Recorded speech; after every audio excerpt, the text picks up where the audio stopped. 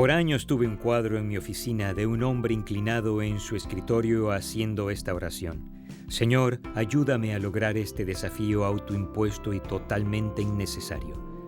No sé para ti, pero para mí la vida se mueve a un ritmo muy rápido. Y no importa el ritmo rápido, pero un ritmo frenético crea ansiedad sin la cual puedo vivir. Pero muchas veces me he encontrado en la zona frenética por algún proyecto, dándome cuenta que era solo autoimpuesto y bastante innecesario. Lo hacía para mí. Mantuve ese cuadro a fin de recordarme que debía pensar antes de decir sí a cualquier petición. ¿Alguien piensa, ¿están hablando de mí? Bueno, si es así, vas a necesitar considerar la pregunta clave. ¿Cómo mantengo mi enfoque en Jesús en medio de la distracción?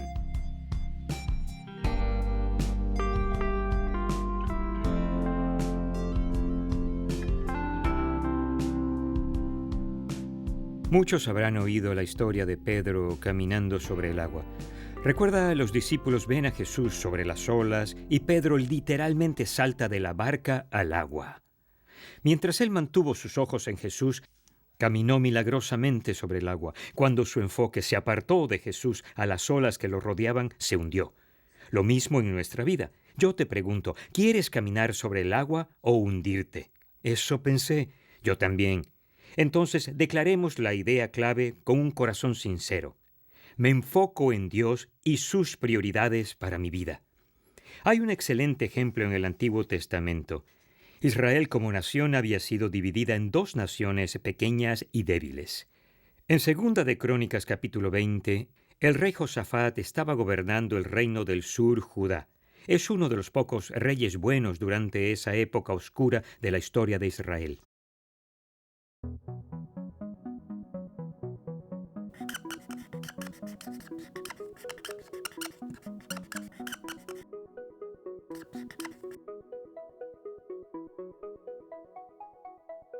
Durante el tiempo en que Israel estaba dividido en dos reinos, un rey llamado Josafat, el gobernante del reino de Judá, escuchó que dos ejércitos iban de camino para atacar su nación.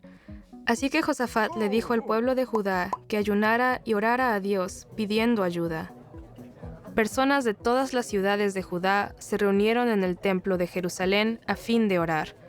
Josafat se puso en pie delante de todos y oró.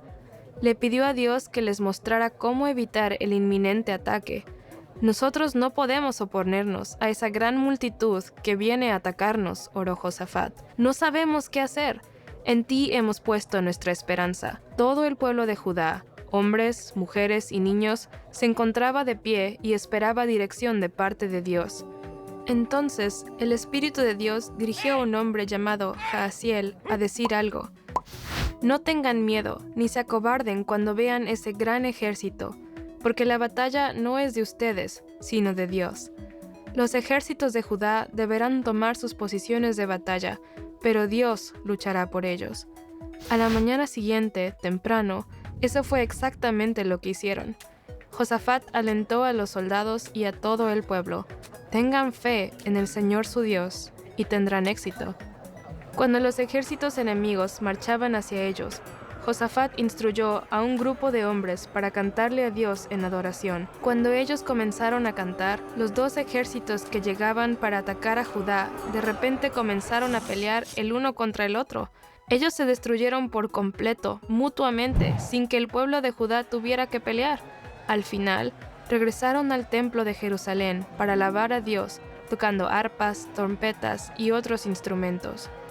Cuando otras naciones se enteraron de lo que había sucedido, sintieron tanto temor que no se atrevían a atacar a Judá, y el pueblo vivió en paz durante el resto del reinado de Josafat.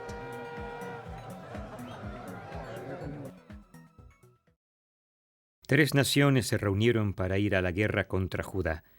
Veamos la historia desde el versículo 2. Y alguien fue a informarle, del otro lado del mar muerto y de Edom, viene contra ti una gran multitud. Ahora están en Hasezón Tamar, es decir, en Engadi. Atemorizado, Josafat decidió consultar al Señor y proclamó un ayuno en toda Judá.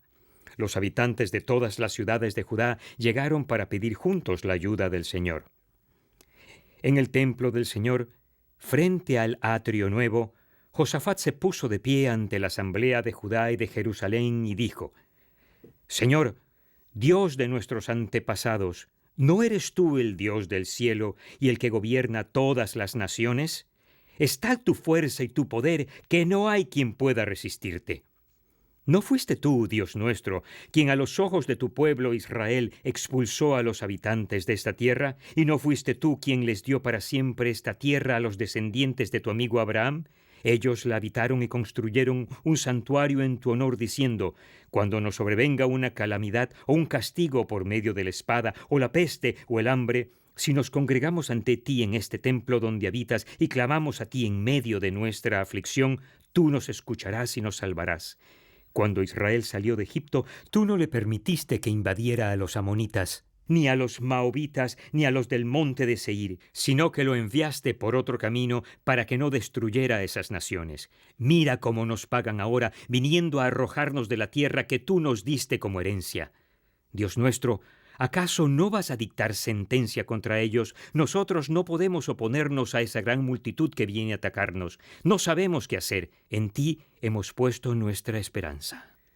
El Espíritu Santo desciende sobre uno de los levitas que servían en el templo con una respuesta a la oración de Josafat. Escuchen, habitantes de Judá y de Jerusalén, y escuche también su majestad. Así dice el Señor: no tengan miedo ni se acobarden cuando vean ese gran ejército, porque la batalla no es de ustedes, sino mía. Mañana, cuando ellos suban por la cuesta de Cis, ustedes saldrán contra ellos y los encontrarán junto al arroyo, frente al desierto de Jeruel. Pero ustedes no tendrán que intervenir en esta batalla, simplemente quédense quietos en sus puestos para que vean la salvación que el Señor les dará. Habitantes de Judá y de Jerusalén, no tengan miedo ni se acobarden. Salgan mañana contra ellos, porque yo, el Señor, estaré con ustedes. Josafat y todos los habitantes de Judá y de Jerusalén se postraron rostro en tierra y adoraron al Señor. ¿Cuál crees que fue el resultado de esta batalla? Adivinaste. Judá les dio una buena paliza a sus agresivos enemigos. Lo que hizo Josafat es la esencia misma de la práctica del enfoque. Lo que él hizo en realidad se convierte en una promesa de los labios de Jesús en el versículo clave. Mateo capítulo 6, versículo 33. Di en voz alta conmigo este conocido versículo. Más bien busquen primeramente el reino de Dios y su justicia, y todas estas cosas les serán añadidas.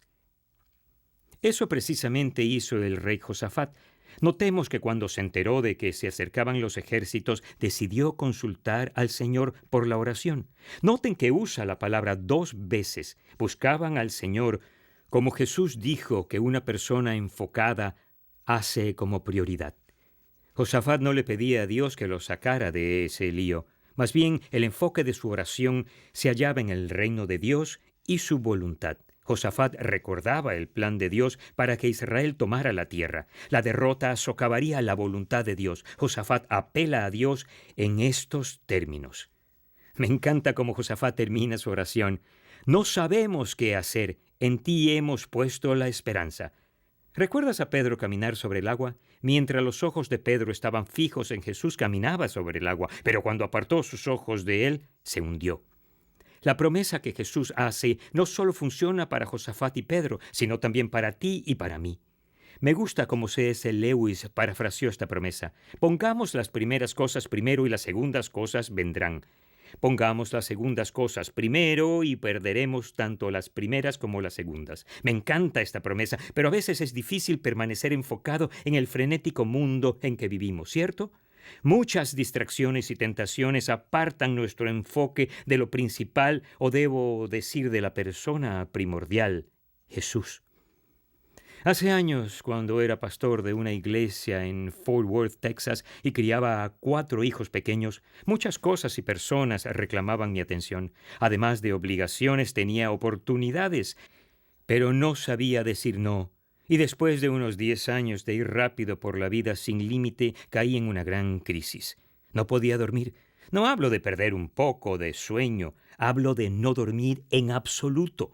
Durante 45 días no pude dormir profundamente, y al no dormir te vuelves improductivo, irritable, y lo peor de todo, la ansiedad y la depresión aparecen. Como perdí de vista lo primero, buscar el reino de Dios y su voluntad primero, entonces perdí también lo segundo. Mi médico resultó ser un cristiano sensible.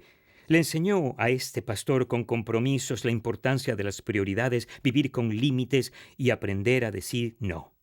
La prioridad de las relaciones, Dios primero. Busca a Dios primero para prioridades en cada temporada de la vida. El médico también me enseñó algo que terminé llamando el calendario del día hebreo. Cada día tiene 3 movimientos. De las 6 de la mañana a las 6 de la tarde es el tiempo para trabajar. No hay que trabajar 12 horas al día, pero es el período para hacerlo.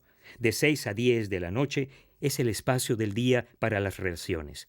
Dejamos el trabajo y nos reunimos en la mesa con familia y amigos para compartir una comida y gastar el resto de la noche.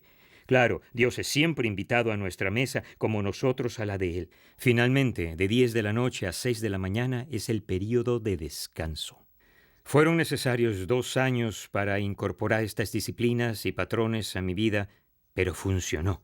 Ahora duermo de 8 a 9 horas por noche, hago más tareas que nunca antes y lo más importante, disfruto de relaciones con Dios, mi familia, los vecinos y amigos.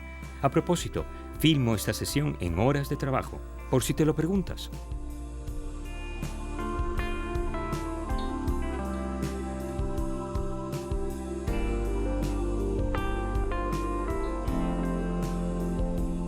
Ahora puedo unirme a Josafat y Pedro y decirte que la promesa de Jesús sigue en pie. Considera varias aplicaciones sencillas para que comiences. Número 1, preséntales diariamente tu horario y tus decisiones a Dios para obtener dirección. Esta sencilla práctica ha revolucionado mi vida. Número 2, toma decisiones basándote en los valores cristianos. Valores como la relación siempre es más importante que las cosas te ayudarán a tomar decisiones clave. Enfoca tu energía en las cosas que sabes que importan para el reino de Dios, cosas como conocerle mejor y servir genuinamente a los que Él pone a tu alrededor con tu familia en lo alto de la lista. Si te saturas de la palabra de Dios, sabrás lo que es importante para Él, su reino y su justicia. Número 3, intenta poner en práctica el calendario del día hebreo. Dios ha creado tu cuerpo para que funcione de manera óptima cuando vive en equilibrio con el día y la noche. Inténtalo y comprueba si esto no hace que la vida sea más brillante. Número 4, aprende a decir no a las cosas que no deberías hacer. Esto es difícil, lo sé, así que vamos a practicar un poco. Al contar 3, grita la palabra no. ¿Listo? 1, 2, 3. Una vez más. 1, 2, 3. ¿Lo ves? No es difícil. A menos que me equivoque, querrás estar enfocado y recibir en tu vida el bien que proviene de la promesa de Jesús. No querrás reclinarte en tu escritorio orando, Señor, ayúdame con este desafío autoimpuesto y totalmente innecesario. Si prefieres ganar batallas, caminar sobre el agua y dormir bien por las noches por tu bien, grita ahora la idea clave. Me enfoco en Dios y sus prioridades para mi vida.